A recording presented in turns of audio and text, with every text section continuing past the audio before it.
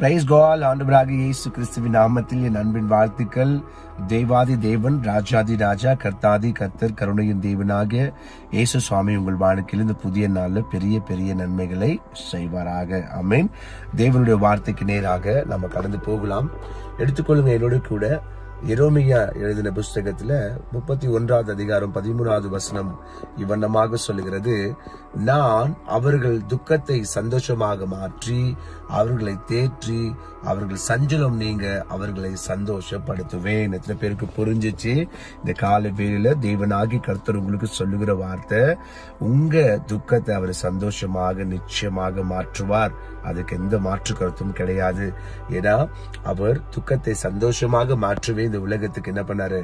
அவர் வந்தார். அன்பு பிள்ளைகளே, இந்த காலை வேளை ரொம்ப ஏதோ ஒரு காரியத்தை குறிச்சு நீங்க ரொம்ப வருந்துறீங்களா? கவலைப்படாதீங்க.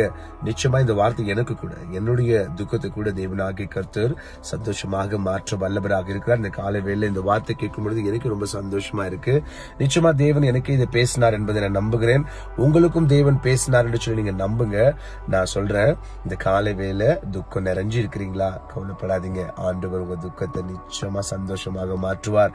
துக்கத்துக்கு ஆப்போசிட் சந்தோஷம். நிச்சயமா சந்தோஷம் உங்களுக்கு கிடைக்கும். பிகாஸ் காரணம், ஆண்டவராக இயேசு கிறிஸ்து உங்களை அளவில்லாமல் நேசிக்கிறார்.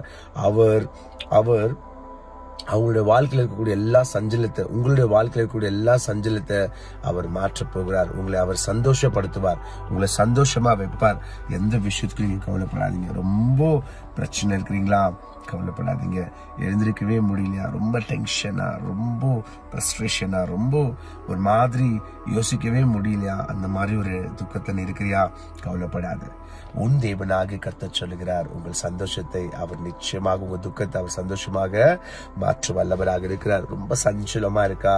இந்த ஜனங்களுக்கு மத்தியில வாழ முடியலையா? ரொம்ப சஞ்சலமா? கவலைப்படாத. உங்க சஞ்சலத்தை எல்லாம் கர்த்தர் மாற்றி எந்த ஜனங்களுக்கு முன்னாடி வாழ முடியலையோ அதே ஜனங்களுக்கு முன்பாக உங்களை உயர்த்தி உயர்த்தி உயர்த்தி உயர்த்தி மகிமையில கர்த்தர் வைப்பார். எத்தனை பேருக்கு புரிஞ்சிச்சு? ஒரு விஷயம் சொல்லிட்டுங்களா?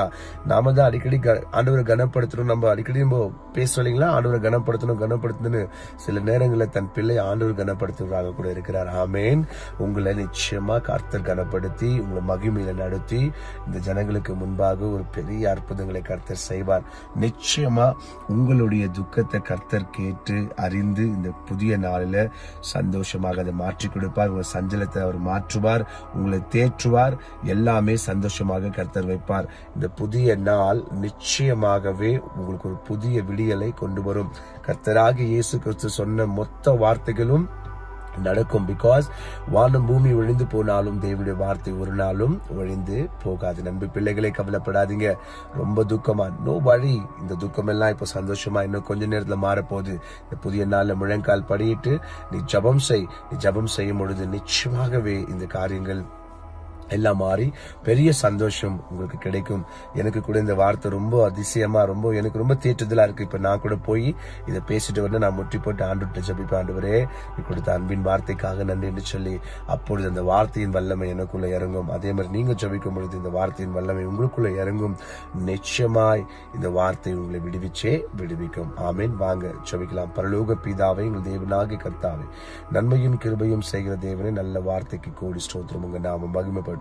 இயேசு கிறிஸ்துவின் நாமத்தில் ஜெபிக்கிறோம் எங்கள் ஜீவனுள்ள பிதாவே. ஆமென்.